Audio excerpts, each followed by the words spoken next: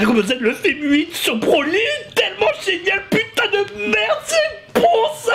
Enfin, un vrai méchant, putain de badass de merde. Oh putain, ça kiffe. Ah, oh là, et vous imaginez même pas tout ce que je ressens pour Broly.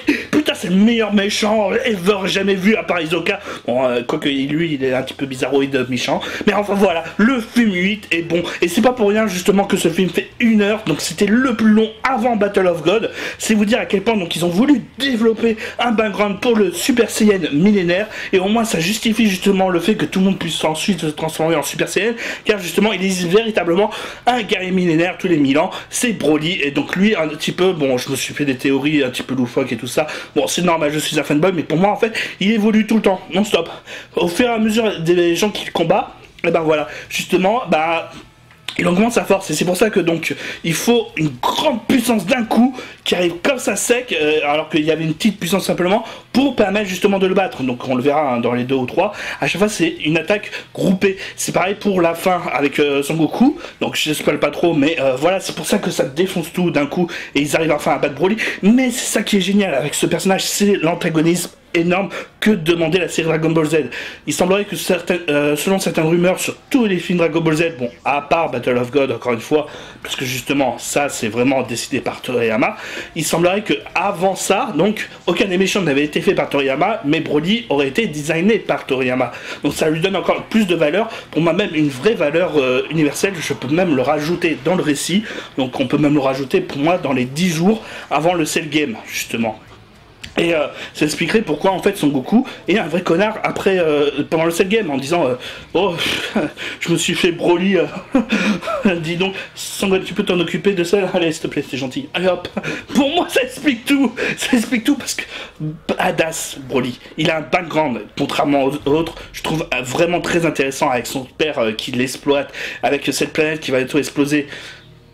Rien que le passage énorme où il voit tous les habitants d'une ancienne planète qu'ils ont kidnappés pour faire des travaux, il les voit et il dit vous espérez un jour retourner sur votre planète.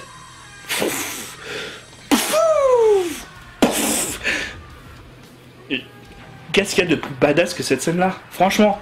Et c'est ça qui est bien, et qui est contrairement justement à rajouter un background et tout ça, parce que Battle of God on peut dire qu'il essaie de rajouter un background. Quoique c'est vraiment une scène de dîner, donc c'est super rallongé tout ça.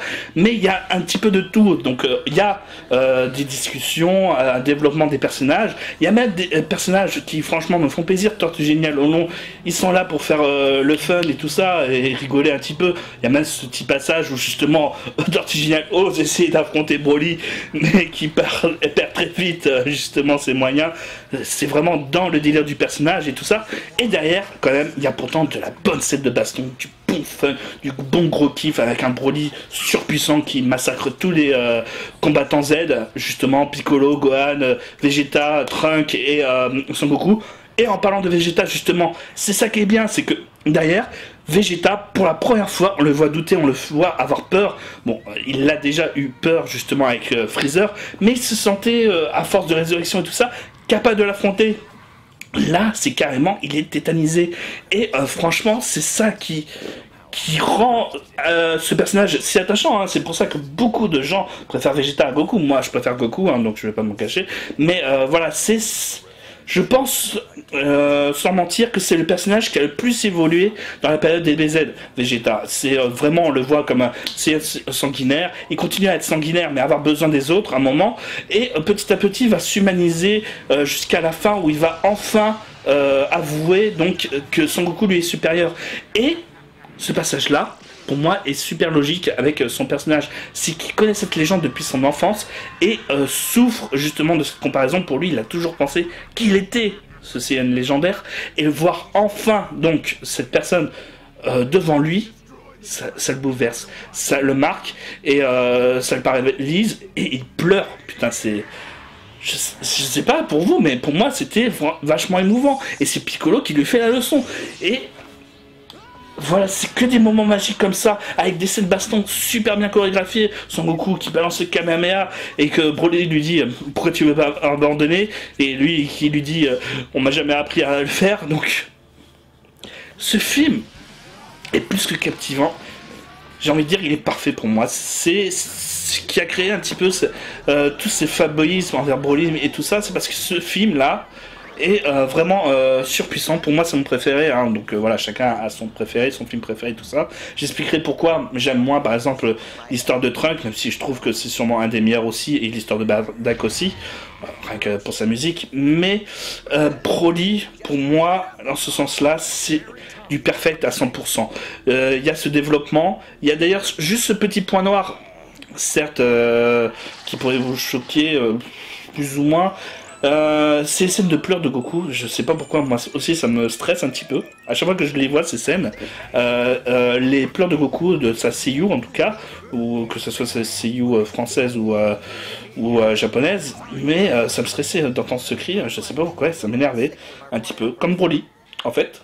Mais c'est vrai que derrière, on pourrait reprocher la raison de la haine de Broly envers Goku un petit peu factice, un petit peu... il fallait trouver quelque chose, et le petit problème temps, c'est qu'il ne se serait pas beaucoup vu, puisque Goku a été envoyé sur Terre très très jeune. Donc le fait d'avoir pleuré et de l'avoir fait souffrir avec ses cris stridents, je sais pas, peut-être un traumatisme d'enfant qui est vraiment possible, hein, Freud me dira peut-être pas le contraire, mais voilà, c'est vrai que ça peut sembler un petit peu farfelu dans ce sens, mais voilà, pour moi ça ne gâche pas l'ensemble du film, qui reste magnifique, avec des retournements de situation, que ce soit dans le truc de Vegeta, dans Pargatus, le père justement qui a prévu, on va dire, un véritable plan pour mettre à mal Vegeta et qui va mal se terminer, parce que justement il pensait pas que son fils avait autant de ressentiment envers Son Goku, la relation Goku-Broly, encore une fois, Broly, antagoniste parfait, c'est pour ça que le passage derrière Cell, rien à foutre. Voilà, quand on a un passage comme Broly, j'ai même une petite anecdote, hein, mais ça c'est toujours le fun. J'avais ce film en version japonaise, il n'était pas sorti en version française, je l'avais trouvé dans un vidéoclub et tout ça, qui faisait de l'import japonais, et j'ai même acheté le volume 42 en japonais de Dragon Ball pour connaître la fin avant que ça soit en France. Donc voilà, moi j'étais vraiment un grand fan et j'arrivais à trouver des magasins qui proposaient de l'import à l'époque. C'était pas très connu, hein, il faut se remémorer ça, on était dans les années 90. Et donc j'avais donc invité pas mal de mes amis et tout ça, on était des jeunes gamins de 10 ans et on regardait le film de Broly et la scène finale, bien entendu, mon ami, parce que lui, il était quand Goku se met à avoir toute sa rage, sa puissance, tout ça, il s'est mis à faire du Super Saiyan et il a cassé un de mes trucs en verre juste derrière, mais ça prouve à quel point ce film, en fait, tu rentres très vite dedans. Et c'est ça qui fait tout le fun. C'est l'humour, le combat, et avoir au moins un petit scénario intelligent, et surtout un antagonisme parfait. C'est ça qui fait la force de Dragon Ball Z pour moi. Et Dragon Ball Z, hein, je précise bien, parce que la force de Dragon Ball, c'est surtout avant tout l'humour et les combats un petit peu porte-nawak. Là, c'est vraiment des concours de puissance, c'est pas du tout avec de la technique et tout. Mais c'est ça qui rend l'ensemble dantesque, j'ai l'impression. Bon, il y en a qui ont détesté, moi j'adore les combats de Man of Steel à la fin contre Zod parce qu'on ressent vraiment la surpuissance des personnages. Et ben dans le film de Dragon Ball Z, Broly 8, je crois que j'ai jamais ressenti autant la surpuissance, et au moins ça dure pas trop longtemps, ils étirent pas la chose jusqu'au maximum, et c'est ça qui rend fun. Franchement, ça c'est de la bonne Dragon Ball Z, Broly, meilleur film. Voilà, je vous dis que pour moi c'est tout. Je suis un gros fanboy de Broly, vous l'avez compris, donc voilà, je m'excuse si j'ai été tellement de mauvaise foi pour vous et tout ça. Pour moi, c'est que du bonheur en barre. Donc je vous dis à la prochaine pour un anime review sur les mercenaires de l'espace.